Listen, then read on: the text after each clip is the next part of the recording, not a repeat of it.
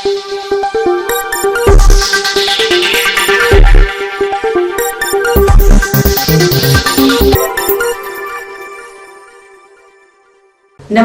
Telangana 24 news కి స్వాగతం. మన తెలంగాణ మన వార్తలు. నేను సంధ్య. ఇండియాలో నరేంద్ర మోదీ ఇంత శక్తిగా ఎదిగాడంటే స్ట్రాంగ్ గానే రాహుల్ గాంధీ కారణమని అన్నారు. రాహుల్ గాంధీ రాజకీయాలకు పనికిరాడని, అందుకే నరేంద్ర మోదీ శక్తిగా ఎదిగాడని తెలిపారు. వెస్ట్ బెంగాల్, తెలంగాణ, ఏపీ, తమిళనాడు, కేరళ, ఢిల్లీ రాష్ట్రాల్లో ప్రాంతీయ పార్టీలు స్ట్రాంగ్ గా ఉండడంతో నరేంద్ర మోదీకి హవా నడకపోవడంతో కొన్ని రాష్ట్రాల నాయకులపై కేసులు నమోదు చేసి జైలుకు పంపుతున్నారని ఆరోపించారు. ఇండియా మొత్తంలో 13 పార్టీలు స్ట్రాంగ్ గా ఉన్నాయని, ఈ పార్టీలో మోదీతో కొట్లాడగలుగుతాయని చెప్పారు. మోదీకి ప్రత్యామ్నాయంగా ప్రధానమంత్రిని ప్రజలే నిర్ణయిస్తారని తెలిపారు. తెలంగాణ రాష్ట్ర ముఖ్యమంత్రి రేవంత్ రెడ్డి ఎలక్షన్ తర్వాత ఎప్పుడైనా బీజేపీలోకి చేరుతాడని కేటీఆర్ తెలిపారు. గాలికి చెప్పడం లేదని, ఓటుకు నోటు 50 లక్షల కేసులో రేవంత్ రెడ్డి దొరకడం అందరికీ తెలిసిందేనని, జూలైలో రేవంత్ రెడ్డి కేసు సుప్రీంకోర్టులోకి వస్తుందని గుర్తు చేశారు. అప్పుడు రేవంత్ రెడ్డి తనను తాను కాపాడుకోవడానికి బీజేపీలోకి వెళ్లడం తప్పనిసరి అన్నారు. తప్పు చేసిన వారు ఎవరైనా నరేంద్ర మోదీ జేబులోనైనా ఉండాలి, లేదంటే జైలుకైనా పోవాలని అన్నారు. మల్కాజ్గిరి బీఆర్ఎస్ అభ్యర్థి రాగిడి లక్ష్మారెడ్డి గెలుపు కోసం 7 మంది ఎమ్మెల్యేలు కష్టపడి పనిచేస్తున్నారని, వారికి తోడుగా మీరంతా సపోర్ట్ చేసి గెలిపించాలని కోరారు. రాగిడి లక్ష్మారెడ్డి గెలుస్తున్నాడని, దీనిపై ఎలాంటి అనుమానాలు అవసరం లేదని, మీరంతా మళ్లీ బీఆర్ఎస్ కు మద్దతు ఇచ్చేందుకు వచ్చినందుకు ముస్లిం మైనారిటీ సోదరులకు, మహిళలకు అభినందన తెలిపారు. అంతకుముందు మహిళలతో కలిసి సెల్ఫీలు దిగి కారు గుర్తుకు ఓటేయాలని కోరారు. దేశంలో ఏ రాష్ట్రం తీసుకున్న ముస్లిం మైనారిటీల సంక్షేమం కోసం ప్రత్యేక బడ్జెట్ ప్రవేశపెట్టిన ప్రభుత్వం గత కేసీఆర్ ప్రభుత్వమేనని బీఆర్ఎస్ వర్కింగ్ ప్రెసిడెంట్ కల్వకుంట్ల తారక రామారావు గుర్తు చేశారు. గురువారం old Boinapalli division corporator Muddam Narasimha Yadav నివాసంలో ఆయన ఆధ్వర్యంలో ముస్లిం మైనారిటీల సమావేశం నిర్వహించారు. ఈ సమావేశానికి కూకట్పల్లి ఎమ్మెల్యే మాధవరం కృష్ణారావు, బీఆర్ఎస్ అభ్యర్థి రాగిడి లక్ష్మారెడ్డితో కలిసి కేటీఆర్ పాల్గొని బీఆర్ఎస్ గెలిస్తే ముస్లిం మైనారిటీలకు అన్ని రకాలుగా అండగా ఉంటామని తెలిపారు. గతంలో రంజాన్ పండుగ సందర్భంగా ముస్లింలకు తోపా ఇచ్చామని అన్నారు. ఒకవైపు అభివృద్ధి, మరోవైపు సంక్షేమ పథకాలను అందిస్తూ ముందుకు వెళ్లామని తెలిపారు. కాంగ్రెస్ పార్టీ వచ్చి నెలలు గడుస్తున్నా ఇచ్చిన హామీలు ఒకటైనా అమలు అయ్యాయని ప్రశ్నించారు. సీఎం రేవంత్ రెడ్డి మాటల్లో 6 గ్యారంటీలంటే inverter, generator, power bank, charging bulb, torch light, candle అని ఎద్దేవా చేశారు. కరెంటు కష్టాలు, మంచినీటి కటకటతో పాటు ప్రజలకు అన్ని కష్టాలే మొదలయ్యాయని తెలిపారు. అసెంబ్లీ ఎన్నికల్లో హైదరాబాద్ ప్రజలు కాంగ్రెస్ పార్టీకి చోటు ఇవ్వలేదని, రాష్ట్రంలో కాంగ్రెస్ ప్రభుత్వం వచ్చిందని ఇప్పుడు అందరూ బాధపడుతున్నారని చెప్పారు. దేశంలో ఏ రాష్ట్రం తీసుకున్న ముస్లిం మైనారిటీల సంక్షేమం కోసం ప్రత్యేక బడ్జెట్ ప్రవేశపెట్టిన ప్రభుత్వం గత కేసీఆర్ ప్రభుత్వమేనని బీఆర్ఎస్ వర్కింగ్ ప్రెసిడెంట్ కల్వకుంట్ల తారక రామారావు గుర్తు చేశారు. గురువారం old Boinapalli division corporator Muddam Narasimha Yadav నివాసంలో ఆయన ఆధ్వర్యంలో ముస్లిం మైనారిటీల సమావేశం నిర్వహించారు. ఈ సమావేశానికి కూకట్పల్లి ఎమ్మెల్యే మాధవరం కృష్ణారావు, బీఆర్ఎస్ అభ్యర్థి రాగిడి లక్ష్మారెడ్డితో కలిసి కేటీఆర్ పాల్గొని బీఆర్ఎస్ గెలిస్తే ముస్లిం మైనారిటీలకు అన్ని రకాలుగా అండగా ఉంటామని తెలిపారు.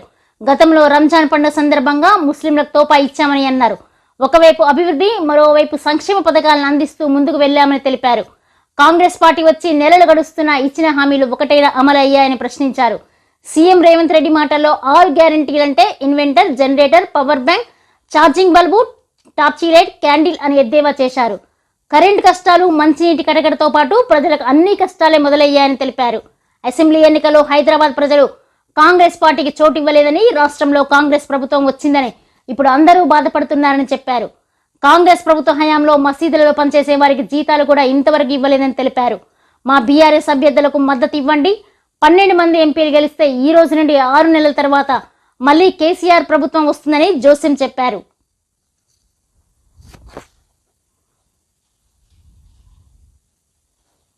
ఈ కార్యక్రమంలో నాయకులు నరేందర్ గౌడ్, కర్రె జంగయ్య, మక్కాల నరసింహరావు, సయ్యద్ ఇజాద్, ఇర్ఫాన్, మేకల హరిన, మక్కల సత్యనారాయణ, గడ్డం నరసింహరావు, కాదీర్, ఆజాం, కాజా, బుర్రి యాదగిరి, కర్రె లావణ్య, గౌస్, శ్రీనాథ్, లలిత, మట్టిసీను, మీరాజ్, ఇబ్బు, రాజు గౌడ్, వాసు యాదవ్, నరేష్, ఉదయ్ యాదవ్, పోచయ్య, నాగేష్, కృష్ణారెడ్డి, ఉదయరాణి, సరోజినీదేవి, స్వరూప, దుర్గా మరియు తదితరులు పాల్గొన్నారు. आज तेलंगाना में जब कोई दिल्ली से कोई आके आपसे कहता है कि भाई कांग्रेस को वोट दो क्योंकि ये पार्लियामेंट इलेक्शन है, मैं पूछना चाहता हूँ मल्काजगिरी के तबके में, मल्काजगिरी के हल्के में जो कांग्रेस के कैंडिडेट हैं वो हमारे यहाँ के लीडर भी नहीं है, वो कोई बाहर से आए, उनको लड़ना था चेवेल्ला से, जबरदस्ती लाके डाल दिया यहाँ पे मल्काजगिरी में। आज मैं आपसे पूछना चाहता हूँ, अगर आप कांग्रेस को वोट देंगे तो इसका फायदा किसको होगा, आप जरा सोचिए, क्योंकि यहाँ पे तो हमारे 7 एमएलए हैं जबरदस्त एमएलए है जैसे कृष्णा राव, और पूरी तरह से काम में लगे हुए हैं। साथ के साथ एमएलए हमारे लक्ष्मण रेड्डी साहब को जिताने में, और लहर है, मैं वादे के साथ कह सकता हूँ, दावे के साथ कह सकता हूँ, जबरदस्त लहर है जो आपको देखने को मिली असेंबली के दरमियान, वही लहर अभी भी है। अगर अपने वोट बटेंगे तो जीत होगी बीच में बेकार में बीजेपी। मैं ये पक्का वादे के साथ कह रहा हूं, क्योंकि मैं आपको डराने की कोशिश नहीं कर रहा हूं। एक और बात भी मैं कहता हूं, भाई लोग जो आते हैं दिल्ली विल्ली से, वो यहाँ की हालतों की और यहाँ के जो सियासी हालत है उनकी जानकारी नहीं है उनको बस दिल्ली से आते हैं तो उनको लगता है कि पूरा हिंदुस्तान में बस या तो कांग्रेस है या बीजेपी है। बात वो नहीं तेलंगाना में। यहाँ पे अगर आप सोचेंगे एक मिनट के लिए, 2014 में किसने रोका मोदी को यहाँ पे तेलंगाना में? केसीआर ने। 2018 में जब दोबारा मोदी बन के आए और लहर थी उनकी पूरा हिंदुस्तान में, किसने रोका उनको तेलंगाना में? केसीआर ने। 2023 में जो बड़े बड़े लीडर अपने आप को मानते हैं बीजेपी में, ईटेला राजेंद्र 2 हल्के से लड़े हुए, गजवेल में और हुजूराबाद में। वैसे ही बंडी संजय करीमनगर से लड़े, वैसे ही रघुनंदन राव दुब्बाक से, बर्मापुरी अरविंद निजामाबाद से, कुरुखले से, और सोयम बापूराव जो एक और एक एमपी है बोध से। इन सबको हराया किसने? पंडित संजय को किसने हराया करीमनगर में? बीआरएस। रघुनंदन को किसने हराया दुब्बाक में? बीआरएस। ईटेला राजेंद्र को किसने हराया हुजूराबाद में? बीआरएस ने। गजवेल में किसने हराया उसको? बीआरएस ने। वैसे ही सोयम बापूराव को किसने हराया बोध में? बीआरएस ने। तो ये बेवकूफ कांग्रेस वाले जो बोलते हैं कि हमारा उनके साथ कोई समझौता है, मैं पूछना चाहता हूँ, मैं आपको सोचने के लिए मजबूर करना चाहता हूँ, क्या आज कांग्रेस के कोई लीडर जेल में बैठा है? मेरी बहन बैठ गए 50 दिन से तिहाड़। कौन डाले उनको अंदर? मोदी डाले। जो लोग बड़े बड़े बात करते हैं, मैं पूछना चाहता हूँ, क्यों आपके घर वाले कहीं नहीं गए थे? क्यों मोदी आपके पीछे नहीं पड़ा? अगर कहीं कोई समझौता होता हमारा, अगर कोई राजी हम हो जाते उनके साथ, हमें कौन रोकता था? अगर इलेक्शन हारने के बाद हमें जाके बैठना ही था मोदी की गोद में, तो कौन रोकते थे? अगर हमारे बहन को बचाने के वास्ते या कुछ और करने के वास्ते जा भी सकते थे, नहीं गए ना। इससे बड़ा क्या सबूत दूं मैं आपको कि हम उनके साथ नहीं? एक और चीज मैं पूछना चाहता हूँ, जो 30 मार खान और 32 मार खान है बीजेपी को, उनको हराने वाली पार्टी हमारी थी।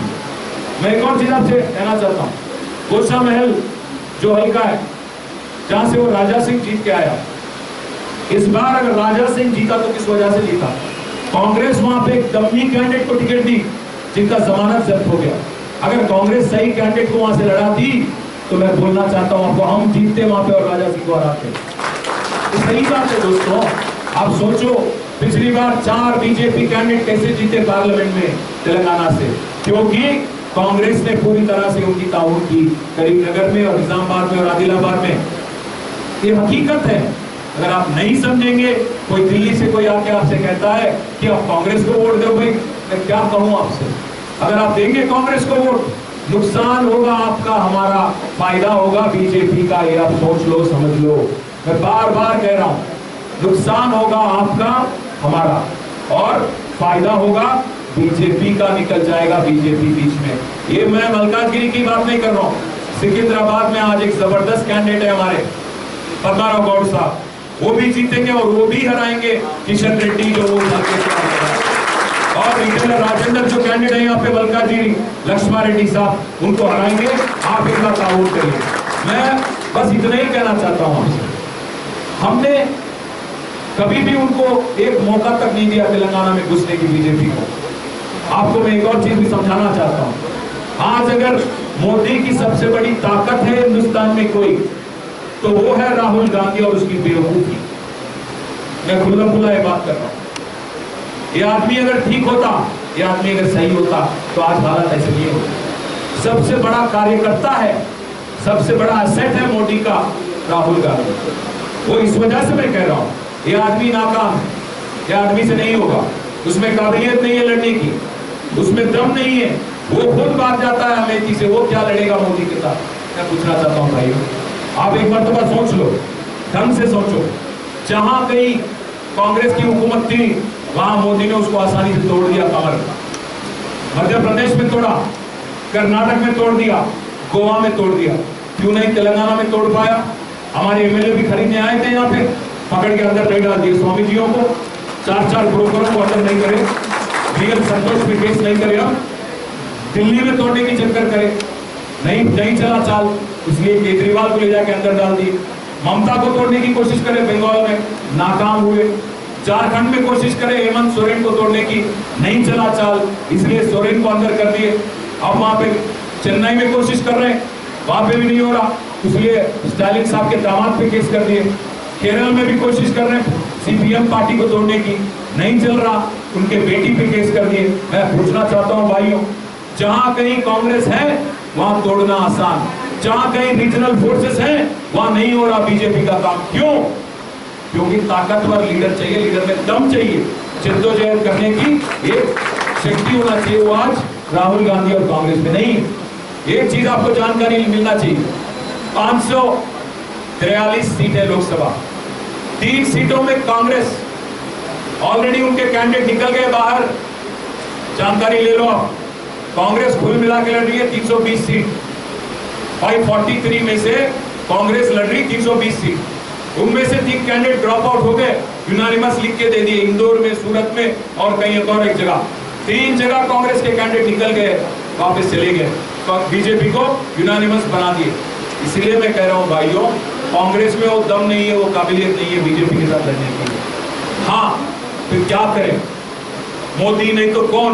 मुझे एक रिपोर्टर ने पूछा, मैंने उसको एक ही बात बोला, मोदी अगर नहीं तो दस्तूर बताएगा कि कौन बनेगा प्राइम मिनिस्टर आगे जाके, क्योंकि हिंदुस्तान की आवाम अगर सही फैसला करेगी, और जहां जहां ताकतें हैं बीजेपी को रोकने वाली, उनको आप अगर मदद करेंगे तो हम मिलकर तय करेंगे कौन बनेगा प्राइम मिनिस्टर कल जून 4 तारीख के बाद। क्योंकि भाइयों एक चीज मैं आपको समझाना चाहता हूं, कहना चाहता हूं, ऐसे 13 पार्टियां हैं, एक नहीं दो नहीं 13 है, जो ना एनडीए में है ना इंडिया में है। जैसे बीआरएस, जैसे जगन रेड्डी वाईएसआरसीपी वाले, ओडिशा में बिजू जनता दल, ऐसे बड़े बड़े पार्टियां, 13 पार्टियां हैं जो ना इंडिया में है ना एनडीए में है। इसीलिए भाइयों मैं कहना चाहता हूं, जो ये चश्मा पहन के आपको बता रहे हैं कि भाई ये तो 2 तरफा लड़ाई है कांग्रेस और बीजेपी के बीच में, वो बकवास है, गलत है, आपको झूठ बोल रहे हैं। क्योंकि कांग्रेस का कुछ है मुकाम आंध्र प्रदेश में? आज कुछ नहीं है, या तो जगन जीतेंगे या टीडीपी जीतेगी। ओडिशा में कुछ है? कांग्रेस का कुछ नहीं है, वहां या तो बीजू जनता दल जीतेगी या बीजेपी जीतेगी। और यहाँ पे अगर आप देखेंगे, हाँ मैं जानता हूँ 5 महीना हो गया कांग्रेस को आके, एक भी वादा पूरा करे उन्होंने, बकवास तो बहुत करे, हथेली में जन्नत दिखा दिए, एक फ्री बस बोल के शुरू कर दिए, खवातीनों को लड़ाने पे लगा दिए, आज सीटों के वास्ते मारधाड़ चल रहा वहां पे, और जो हमारे भाई टिकट लेके गए वो खड़े हैं पीछे बेचारे, और हमारे बहनें लड़ रही हैं। ये कहाँ की स्कीम है? ये कहाँ इम्प्लीमेंट करने का तरीका है? बेवकूफ़ी है और बेशर्मी की हद होती है।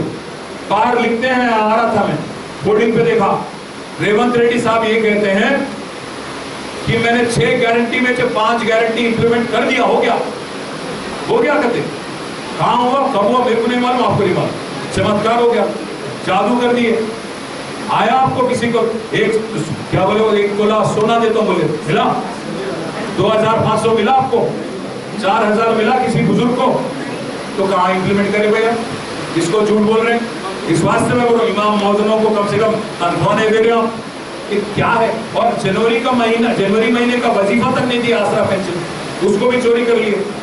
मैं एक बात कहना चाहता हूं, आप ये ध्यान से सुनिए, आप जरा समझ लीजिए इस बात भाई लोग। ये आदमी रेवंत रेड्डी जो है, आज एक नकाब पहन के आज यहाँ बैठा हुआ है, कांग्रेस की हुकूमत चला रहा है।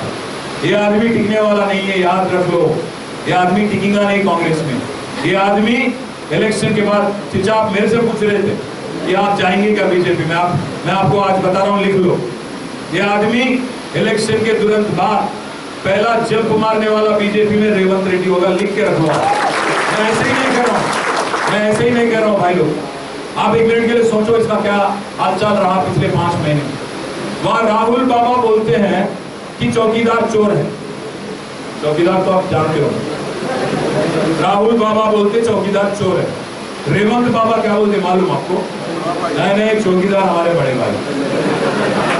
राहुल बाबा बोलते अदानी फ्रॉड है, रेवंत बाबा बोलते नहीं अदानी हमारे फ्रेंड है, हम उसके साथ दस्तखत करेंगे, एमओयू करेंगे, तेलंगाना में बुलाएंगे। राहुल बाबा बोलते गुजरात मॉडल बेकार है, बकवास है। रेवंत बाबा बोलते गुजरात मॉडल शानदार है, तेलंगाना को भी वहीं पे ले जाएंगे। राहुल बाबा बोलते कि रोहित वेमुला करके जो बच्चा मर गया सेंट्रल यूनिवर्सिटी में, वो दलित था, उसके नाम पे एक एक्ट चलाता हूं मैं। और रेवंत रेड्डी हुकूमत यहाँ पे क्या बोलती?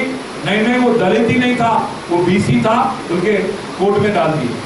और राहुल बाबा बोलते दिल्ली में लिकर स्कैम नहीं, कुछ नहीं, सब बकवास, अरविंद केजरीवाल को अरेस्ट करना गलत है। रेवंत बाबा क्या बोलते मालूम? कविता को अरेस्ट करना मुनासिब है, लिकर स्कैम हुआ। आखिरी में मैं ये भी बोलना चाहता हूँ, गए वो दिल्ली में कोई प्रोग्राम में भाग लेने, आपकी अदालत, वहां बोलते हैं, किसी बच्चे ने कहा किसको वोट दोगे भाई, पूछा एंकर ने, रजत शर्मा ने, बच्चा ने कहा मोदी। अगर एक कांग्रेस चीफ मिनिस्टर है, आप कांग्रेस चीफ मिनिस्टर है, आपको क्या कहना चाहिए बच्चे को? अरे बेवकूफी मत करो, हिंदुस्तान खतरे में है भाई, हिंदू खतरे में नहीं है, ये बोलना चाहिए। ये क्या बोले आदमी? दे दो वोट, दे दो। मैं इसलिए बोलना चाहता हूं, ये आदमी जो है टिकने वाला नहीं है, ये खुद आरएसएस और एबीवीपी का आदमी है। इधर से उधर पलटी मारते मारते आखिरी में आप पहुंचे कांग्रेस। मैं अभी तक 50 बार कह चुका हूं ये बात, ये आदमी नहीं रहेगा कांग्रेस में। और मैं ऐसे ही नहीं कह रहा हूं, ये पकड़ा गया था नोट्स के साथ, 50 लाख कैश के साथ, वो बैग के साथ पकड़ा गया था, जो तेलुगु देशम में था, खुलेआम टीवी के सामने पकड़ा गया ये आदमी। उसका केस आ रहा जुलाई में सुप्रीम कोर्ट में। अपने आप को बचाना है, गिरफ्तार नहीं होना है, जेल में नहीं जाना है, गद्दी को अगर पकड़ना है तो क्या करना? पूरा हिंदुस्तान वॉशिंग मशीन चल रहा है, वही चल रहा है यहाँ पे, और हम नहीं करें, हम वॉशिंग मशीन में नहीं गए, इसलिए जेल में। अब उनका रवैया साफ है, या तो हमारे जेब में रहो वरना जेल में रहो, या तो मोदी के जेब में वरना जेल में। केजरीवाल नहीं माने जेल में डालो, हेमंत सोरेन नहीं माने जेल में डालो, कविता केसीआर नहीं माने कविता को अंदर करो, रेवंत रेड्डी कल अगर नहीं जेल जाना है तो उनके जेल में जाना पड़ता। मैं इसलिए बोल रहा हूँ, आप सुन लो, समझ लो, दिल्ली का आदमी को यहाँ की हालत नहीं पता है भाई, हैदराबाद में क्या हो रहा, तेलंगाना में क्या हो रहा, उनको क्या मालूम है? हम लड़ने के लिए तैयार है, हमारी बच्ची का कुर्बान करके 50 दिन से उसकी वहां पे बिहार में उसके साथ क्या हाल है नहीं मालूम हमारे को। इस वास्ते मैं बोल रहा हूँ, कोई फैमिली अपनी बच्ची को वहां लगा देगी क्या गाँव में? इसलिए इससे बड़ा सबूत मैं क्या दूं आपको चचा कि हम उनके साथ नहीं जाएंगे। मेरी गुजारिश आपसे इतनी है, मेरी दरख्वास्त इतनी है, गुजारिश इतनी है आपसे, आप ये दिल्ली वालों को आप समझाओ, उनको रिवर्स काउंसलिंग करो। अरे भाई तुम नहीं जानते तेलंगाना में क्या हो रहा, यहाँ कांग्रेस नहीं है तो कौन आरएसएस है, कि कांग्रेस और आरएसएस की मिलावट है यहाँ पे, ये समझाओ आप उनको। क्योंकि दिल्ली से जामा मस्जिद से इधर से उधर से जो बड़े बड़े मौलाना आते हैं उनको समझाओ आप कि तेलंगाना का हालत अलग है भाई, यहाँ की हालतें अलग है, यहाँ के हमारे लीडर अलग है, यहाँ की पार्टियां अलग है। यहाँ अगर बीजेपी को रोकना है तो सिर्फ और सिर्फ बीआरएस से हो सकता, कार से हो सकता है। गुजारिश इसलिए है आपसे कि अगर आप हमारा साथ दें तो हम 10-12 सीट निकाल लें। 10-12 निकाल लेने के बाद क्या होगा? आज गम है अवाम में, खास हैदराबाद में, कि भाई हम तो वोट दिए, 16 का 16 वोट दिया, सीट दिया आपको हैदराबाद में, एक सीट तक कांग्रेस को नहीं दिया, एक भी सीट नहीं दिया पूरे हैदराबाद में जीएचएमसी के दायरे में।